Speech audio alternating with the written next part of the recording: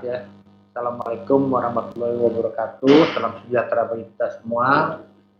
Di kehormatan nih bagi saya bisa sharing mengenai peluang dan tantangan 5G di Indonesia gitu ya. Jadi memang kalau kita bicara 5G sebenarnya memang di Indonesia kan adopsinya belum gitu. Tapi kalau kita lihat memang dalam waktu yang tidak beberapa lama lagi memang 5G sudah bisa diimplementasikan seharusnya gitu. Kalau kita lihat trennya kan memang sekarang teknologi itu berubah ya. Jadi kalau kita lihat evolusinya, memang 5G ini merupakan satu evolusi dari perkembangan teknologi seluler. Jadi kalau tadi di awal-awal teknologi seluler itu kita bicara tentang 1G gitu ya. Di era 80-an kita bicara 2G, 80-an, 90-an lah gitu ya. Kemudian di 2003 kita mulai 3G, tapi efektifnya di 2006.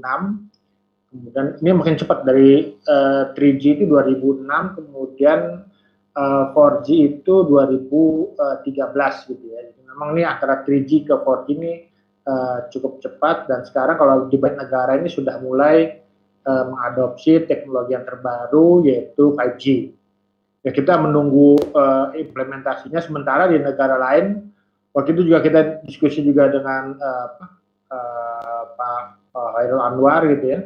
Bahkan sekarang sudah mulai nih untuk penelitian tentang 6G gitu ya. Ini kan cukup menarik. Jadi memang ada peluang-peluang yang bisa. Ya tadi kita bicara tentang evolusinya dari 3G, 4G, 5G gitu ya. Memang agak dekat dari 3G ke 4G.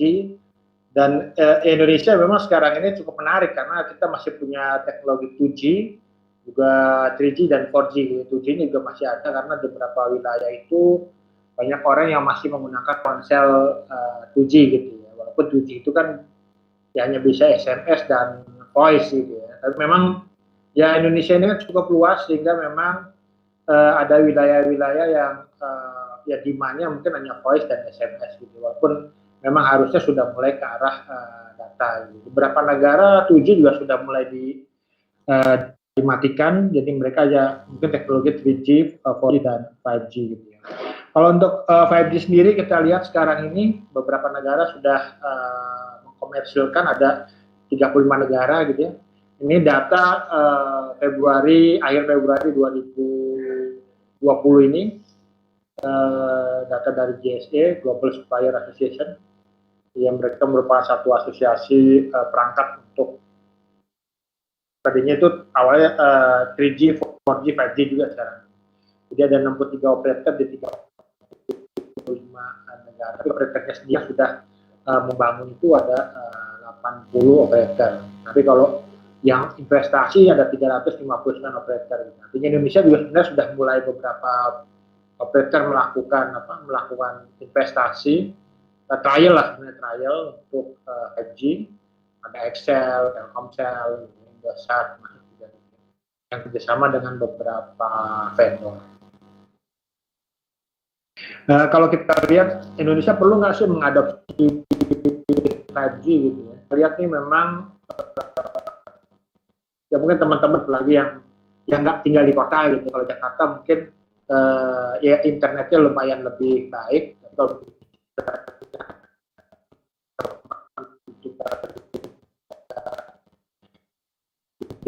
desa atau mungkin kan dimakan internet khususnya antara desa dengan kota, kota dengan desa, kemudian juga Indonesia Barat juga dengan Indonesia bagian Timur. Mana itu kota lebih bagus dibanding desa, kemudian Indonesia bagian Barat juga lebih bagus kecepatan internetnya dibanding Indonesia bagian Timur.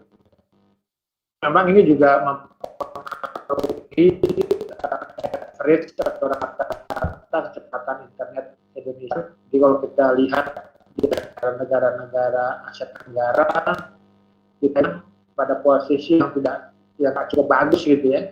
Jadi kita masih di bawah beberapa negara, ada Singapura, Malaysia, Thailand, Vietnam gitu ya.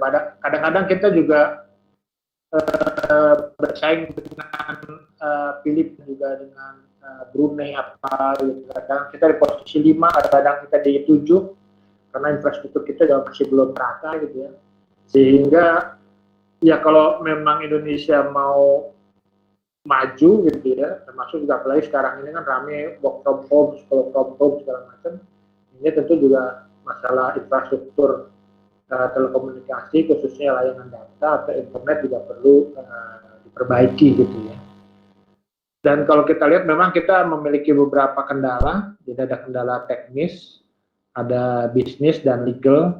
Di istilah kita itu bisnis, teknis, legal itu jadi bis tegal, jadi bisnis, teknis dan legal untuk bisa mengadopsi teknologi baru, termasuk juga bagaimana kita membangun ekosistem dari 5G gitu ya.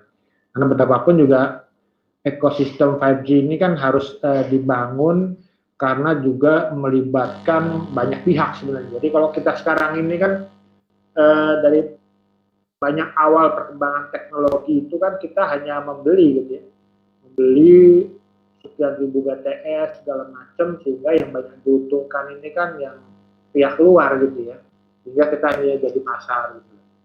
Memang ini juga merupakan saat juga bagi kita semua untuk bisa menjadi bagian dari ekosistem 5G gitu ya. Nanti ekosistemnya apa ya, tadi Pak Wira udah cerita juga, sebenarnya juga artificial intelligence juga menjadi bagian dari ekosistem 5G yang memang harus dilibatkan juga dalam perkembangan 5G di Indonesia gitu ya.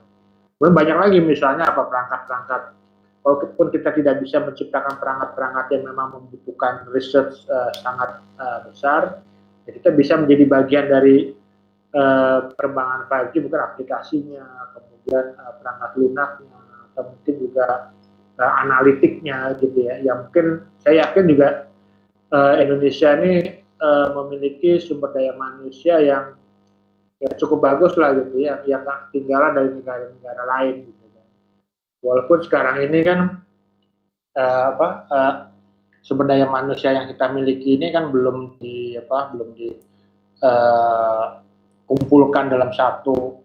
Kalau misalnya kita melihat film itu kan ada film Avengers gitu ya, mungkin kita juga perlu Avengers nih, orang-orang yang hebat-hebat di bidang digital, di bidang IT gitu ya, sehingga bisa membangun menjadi bagian dari ekosistem 5G gitu ya. Jadi sebenarnya kita nggak hanya bicara tentang teknologi 5G-nya itu sendiri, tapi juga kita bicara ekosistem digital Indonesia gitu ya.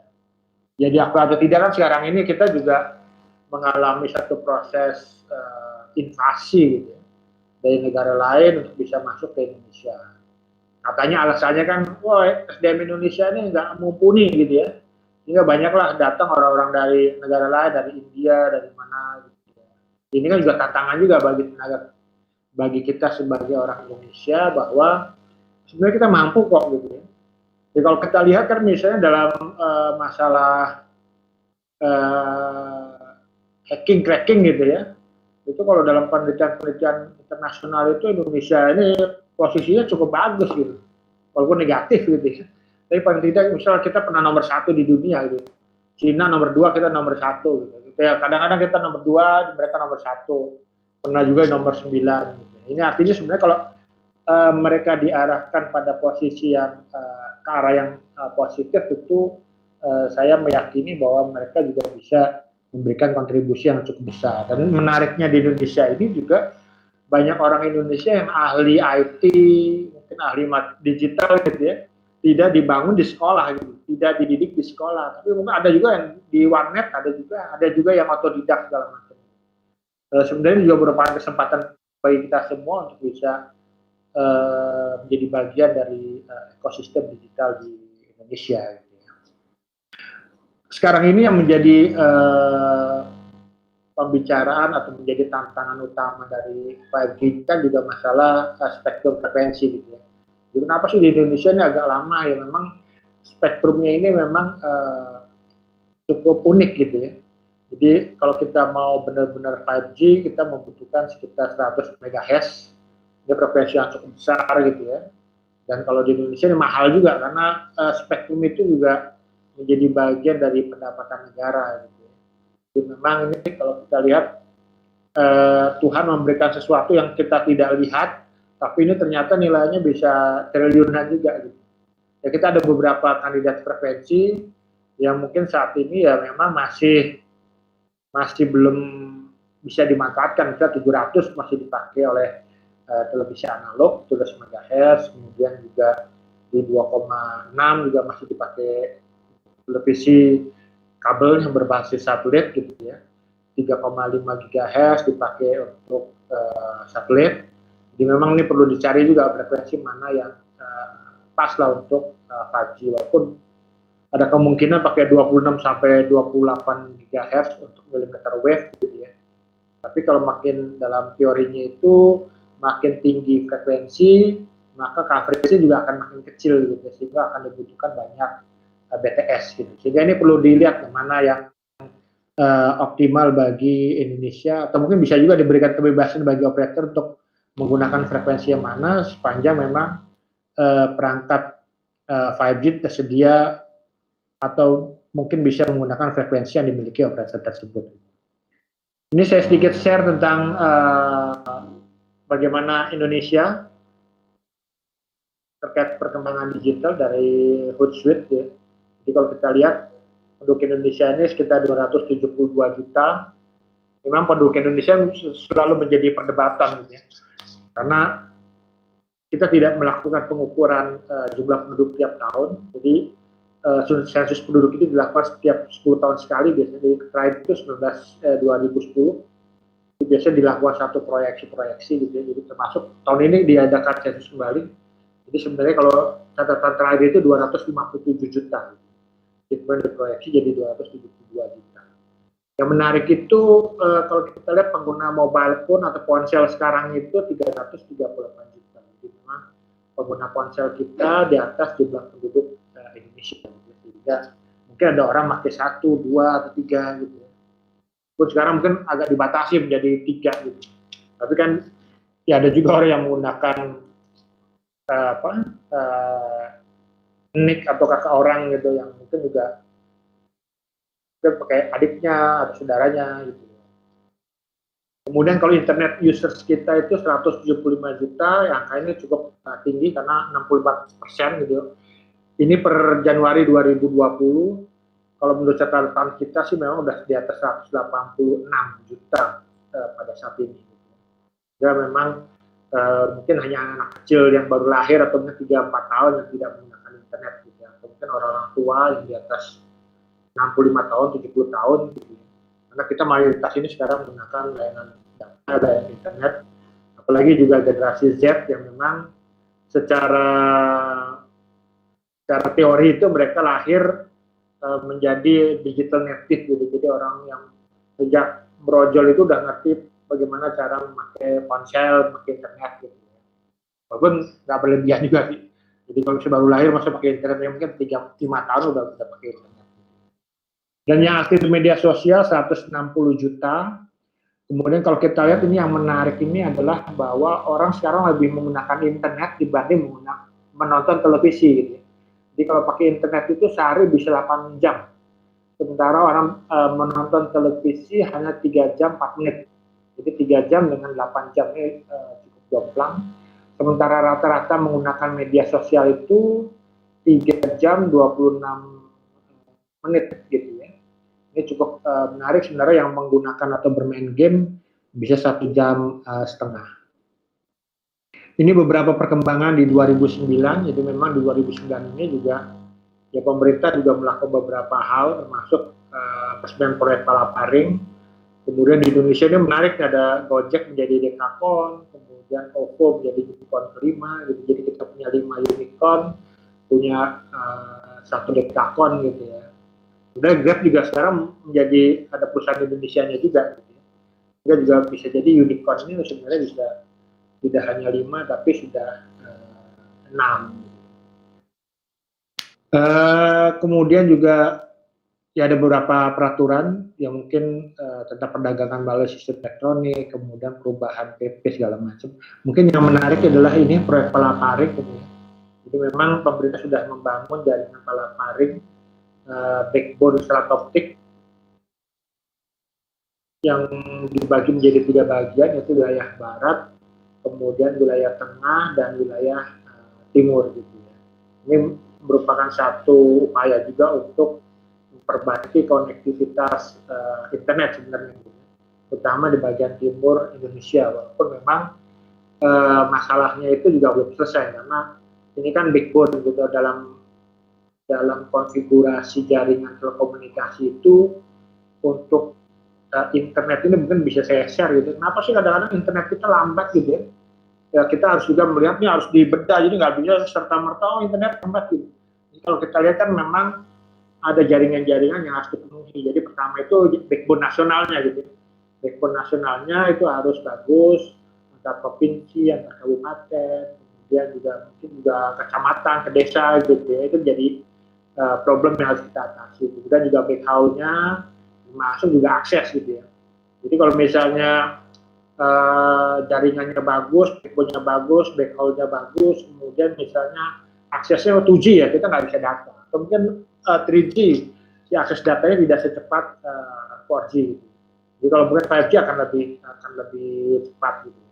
Atau mungkin juga di sisi device-nya gitu, apakah laptopnya, apakah ponselnya. Dan yang tak ketinggalan itu adalah akses internet itu juga dipengaruhi bagaimana backbone internasional kita. Gitu. Jadi kalau internet itu kan mau tidak mau harus ke tier 1.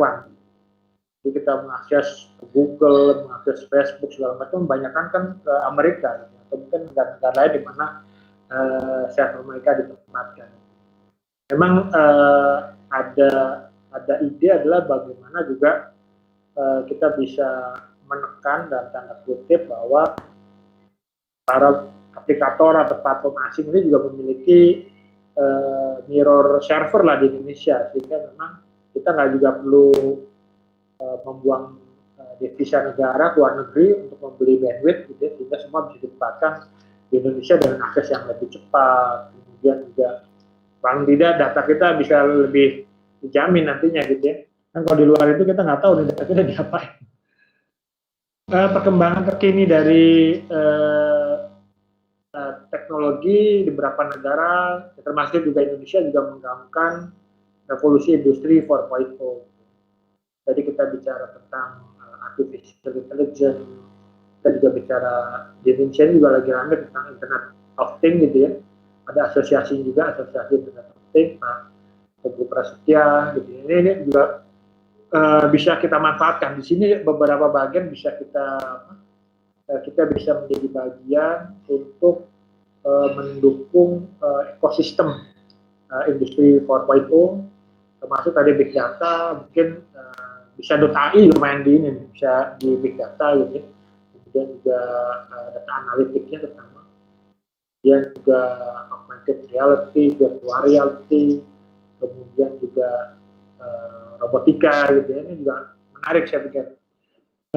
Dan peluang ini cukup tinggi karena semua negara memiliki kesempatan dan waktu masuk yang sama gitu ya. Jadi kalau kita bicara kayak big data nih, semua negara juga lagi mencari ahli-ahli big data juga untuk data analitik gitu. Yang artinya kan kita tidak terlalu jauh untuk bisa mengejar atau mungkin juga memiliki hal-hal yang bisa lebih unggul dibanding negara lain. Ini yang menjadi tren bisnisnya, walaupun memang ya kita bicara tadi Internet of Things, 3D printing, mobile application segala macam. Tapi memang ya COVID ini juga membuat tantangan baru juga. Ada work from home, kemudian juga school from home gitu ya, atau juga termasuk beribadah dari rumah gitu ya. Ini kan juga sebenarnya juga bagi orang-orang yang yang bisa melihat peluang, sebenarnya juga jadi peluang juga gitu, bahwa kita bisa manfaatkan hasil karya anak bangsa, termasuk bisa tampil ini kan juga karya teman-teman lokal yang memang ya seharusnya lebih bisa dipakai gitu ya, dibanding mungkin pakai Zoom, pakai Google Meet apa gitu ya. Ya kita harus bangga dengan apa yang dihasilkan anak-anak bangsa kita, walaupun memang kadang-kadang kita melihat ini hasil karya kita kadang-kadang suka ini nggak bagus nih segala macam gitu ya. Memang di mana-mana kan seperti itu proses apa dalam proses teknologi itu kan ada proses pembelajaran, memang ada updating, gitu. Ada versi 1, versi 2, versi 3 gitu. Jadi kalau kita lihat mungkin kayak widget sekarang juga nggak seperti widget yang mungkin 10 tahun lalu gitu. Ya, mungkin ada beberapa layanan, sekarang kan hampir semua layanan bisa diberikan. Ini merupakan proses yang memang juga menjadi tantangan juga untuk mengkapi dan lebih menyesuaikan dengan kebutuhan dan apa yang menjadi keinginan dari pengguna. Kalau kita lihat juga sebenarnya kalau ya kita tidak hanya bicara 5G, tapi kalau misalnya penggunaan 5G ini kan dia mendukung juga proses transformasi industri. Gitu. Jadi kalau tadi kita bicara work from home, school from home, COVID-19 ini kan juga memberikan satu fungsi pemaksa. Kalau dulu kan kita wah belajar kerja di rumah bisa dimarahin sama bos gitu. Pak saya kerja di rumah gitu ya. Mungkin bos kita marah udah nanti gajinya di scan aja gitu ya, duitnya di scan. Ya, artinya bahwa ya, kalau sekarang kan work from home apa udah biasa kita menggunakan apa video conference apa gitu ya. Kemudian juga tugas-tugas anak sekolah disampaikan di video call, ditaruh di Google Drive masih banyak kan gitu ya.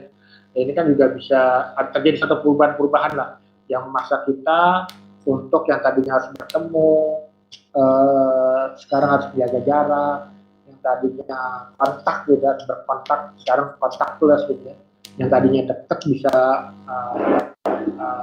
long video conference gitu ya. Ini kan juga merupakan satu proses transformasi yang memang ya kita nggak tahu sih berapa lama COVID ini akan selesai gitu ya. Tapi kan dari beberapa analisis gitu ya dikatakan bahwa ini bisa setahun, bisa 2 tahun gitu ya. Jadi ini proses ini akan panjang sehingga transformasi industri ke arah digital saya pikir juga ya mau tidak mau harus kita ikuti dan ya kita menjadi bagian dari proses transformasi tersebut gitu ya. Ini beberapa hal yang bisa disediakan oleh jaringan 5G. Sebenarnya intinya 5G itu adalah bagaimana kecepatan internet ini bertambah pasti gitu. Kecepatan internet ini bertambah. Ya sekarang kan kemarin bisa 1,5 tera, bisa 3 tera gitu. Artinya kecepatannya bisa berlipat-lipat. Gitu. Maka yang menarik itu adalah ketika kecepatan internet ini berlipat-lipat, nah ini untuk apa gitu loh. Jadi kan ada pertanyaan internet cepat untuk apa gitu ya. Sehingga ini kalau saya melihat ya ini perlu dimanfaatkan semaksimal mungkin oleh kita gitu ya, oleh teman-teman yang mungkin bisa idenya bisa macam-macam lah gitu ya. Nah, cuman di Indonesia kan ide banyak tapi juga actionnya juga harus cepat juga gitu ya. Itu juga dari diskusi ini bisa juga kita bikin satu komunitas apa atau satu create project yang mungkin juga bisa menjadi bagian juga ya apakah terkait COVID-19 atau terkait apa sehingga juga ini memberikan satu kontribusi juga bagi perkembangan digital di Indonesia gitu ya. Ini yang ditawarkan tadi ada juga flexibility dan robustness dan memang katanya sih lebih secure walaupun juga ini jadi pertanyaan juga benar nggak? Jadi memang juga alih-alih keamanan data, keamanan informasi juga perlu mengecek juga nih nanti nih. Apalagi kalau misalnya perangkat-perangkat yang dipakai di kita itu bisa produk dari luar gitu ya. Ini juga perlu kita usulkan juga untuk keamanannya untuk dicek gitu ya. Dan bisa juga mempekerjakan juga ahli-ahli keamanan informasi, keamanan data yang ada di Indonesia, kita bisa lebih fair gitu ya. Kemudian juga ya memang lebih agile juga 5G, kemudian juga menggunakan frekuensinya juga bisa agregasi, jadi ada di frekuensi berapa bisa dipakai sekaligus gitu. Yang juga ya ini memang ini kan disampaikan oleh vendor yang kalau menurut saya juga perlu dicek lagi karena betapapun juga ya kita perlu melihat apakah kadang-kadang kalau orang berjualan oh ini bagus ya tapi kalau misalnya pas dipakai nggak sebagus yang kita perkirakan. Tapi ya betapapun kalau misalnya kita perlu melakukan satu pengujian trial, ini merupakan hal-hal yang harus diuji juga baik oleh regulator, oleh pengguna, gitu, jadi masukan juga. Ya mungkin itu aja sharing dari saya. Terima kasih. Kita bisa lanjutkan dengan diskusi. Baik, terima kasih Pak Heru. Pemaparan yang sangat menarik tentang 5G. Di sini langsung ada pertanyaan dari YouTube, Pak. Ya. Dari Pak Wahyu. Segmentasi service 5G untuk IoT corporate customers versus personal customer. Bagaimana progres regulasi ICT untuk mengatur porsi frekuensi plan untuk kedua segmen tersebut? Terima kasih. Silakan Pak. Ya menarik ya. Ya memang saya nggak bisa mewakili teman-teman di pemerintahan, kemudian Kominfo maupun di regulator gitu ya. Tapi kalau dapat saya sharing aja bahwa ya sekarang belum ada satu kebijakan resmi 5G akan ditempatkan di mana, kemudian standarnya seperti apa gitu ya. Biasanya kalau pengalaman saya waktu kerja di regulatornya adalah bahwa ketika misalnya kita mau mengadopsi satu teknologi baru gitu ya, misalnya 3G atau 4G, biasanya pemerintah nanti mengeluarkan kebijakan kita akan menggunakan 3G, 4G di frekuensi mana gitu ya, berapa besar, metode untuk mendapatkan spektrum itu seperti apa, gitu. Standarnya seperti apa, biasanya seperti itu. Dan kalau kita itu dulu misalnya pernah juga ada WiMAX gitu, kita juga ada open access juga sifatnya gitu. Jadi dia tidak hanya digunakan untuk internal, tapi juga bisa digunakan oleh eksternal. Kalau yang 5G saya lihat memang ada beberapa layer gitu ya, layer atas, layer tengah, dan layer bawah. Kalau layer atas itu di 2628, kemudian layer tengah itu antara 3,3 sampai 3,6, kemudian layer bawah itu kalau nggak salah 700 MHz gitu ya. Memang pemerintah berencana untuk quote-unquote pertama kali akan mencoba 5G di ibu kota baru gitu ya. Walaupun kita juga nggak tahu nih, apakah ibu kota baru tetap jalan, kapan pindahnya gitu ya. Cuma kalau misalnya ibu kota baru pindahnya 2024 gitu ya, ini kan cukup ketinggalan juga kita gitu. Jadi mungkin juga ya kalau saya melihat bahwa perkembangan sekarang ini, perkembangan transformasi digital yang memang banyak didorong oleh COVID-19 gitu ya. Blessing in disguise-nya karena COVID-19 memaksa kita menggunakan digital, memang juga harusnya adopsi teknologi seperti 5G bisa lebih dipercepat gitu ya. Untuk IoT saya pikir ada beberapa layer juga, layer untuk aksesnya, kemudian layer untuk transmisinya gitu. Dan kalau layer aksesnya sih sudah ada untuk frekuensi alokasi segala macam. Jadi kalau kita lihat memang ya kebijakan kita tunggu dulu untuk 5G seperti apa, karena nanti penggunaannya juga akan berbeda-beda. Jadi kalau misalnya teknologi tinggi dia nggak mungkin untuk misalnya kayak seluler sekarang kan misalnya coverage yang bisa dilayani kan bisa sampai 12 km gitu ya. Kalau nanti menggunakan frekuensi 26 sampai 28 mungkin hanya berapa meter aja gitu. Nah, ini kan yang juga perlu dilihat lagi gitu. Ya mungkin itu. Baik, terima kasih Pak, sangat menarik sekali. Info juga nih untuk teman-teman bahwa Pak Heru ini sudah 2 periode di BRTI atau Badan Regulasi Telekomunikasi Indonesia. Jadi beliau memang sudah sangat expert ya di bidang telekomunikasi dan regulasinya ini. Dan kebetulan ada satu lagi nih Pak, pertanyaan tentang regulasi juga. Ya. Dari YouTube, apakah kita boleh bikin apakah kita boleh bikin OpenBTS 5G sendiri, Pak? Mungkin terkait dengan regulasinya juga, Pak. Terima kasih.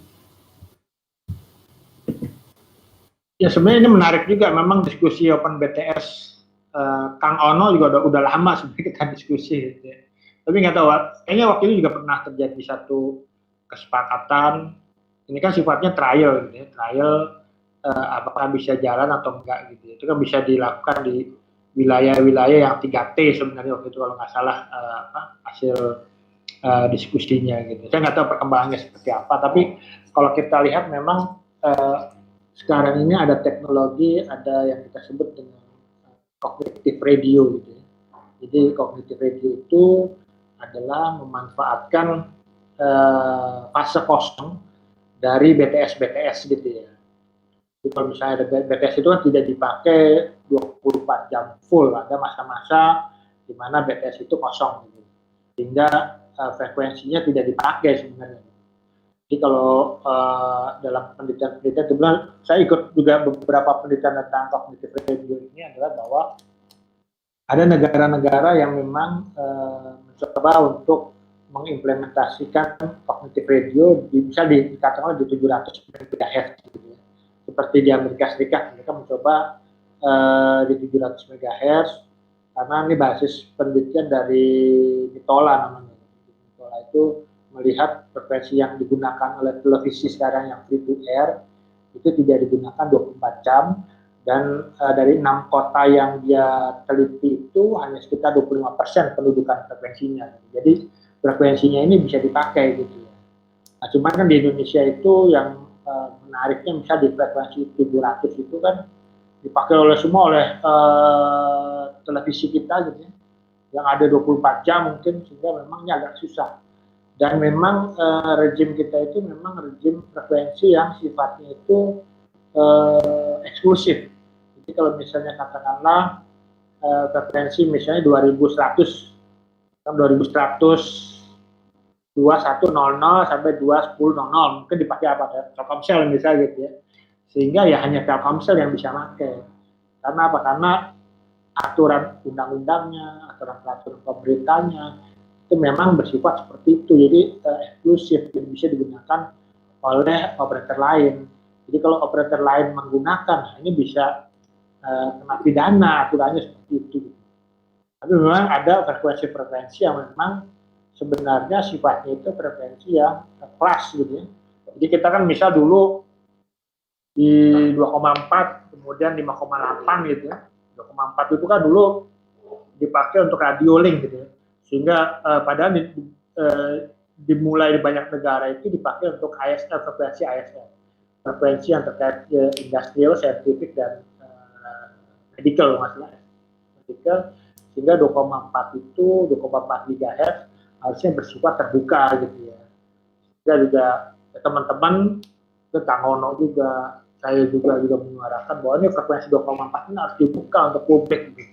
Jadi tidak lagi diberikan ada harus membayar spektrum fee-nya atau biaya frekuensinya, tapi dibuka untuk publik. Dan memang kemudian dibuka oleh pemerintah di 2,4 untuk digunakan secara massal sebenarnya gitu ya. Harusnya sih gratis gitu. Cuma kan dalam perjalanannya 2,4 ini juga kacau juga. Ada yang menggunakannya sebagai backbone, dan itu juga bukan hanya sekedar backbone yang sifatnya gratis, tapi juga untuk jualan gitu ya. Mereka menggunakan itu untuk jualan, bahkan instalasi pemerintah juga menggunakan 2,4 juga, sehingga crowded lah 2,4 GHz kita gitu.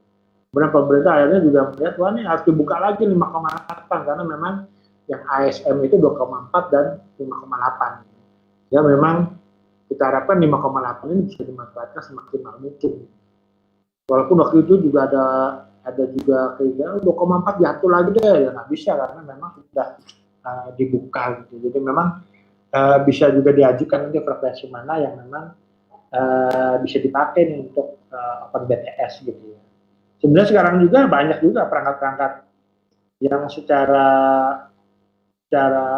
generik menggunakan OpenBTS sebenarnya gitu. Dan banyak memang dari luar sih memang. Jadi kalau misalnya sekarang dan itu masih kita anggap kalau di pemerintah itu nggak boleh gitu, karena misalnya katakanlah Anda mungkin teman-teman semua pernah merasa suka mendapat SMS yang nggak jelas gitu ya. Misalnya dari ya katakanlah di mall atau apa gitu, tiba-tiba ada SMS apa gitu. Itu kan ada yang memang kerjasama dengan operator, tapi ada juga yang nggak kerjasama. Jadi ada perangkat yang memang secara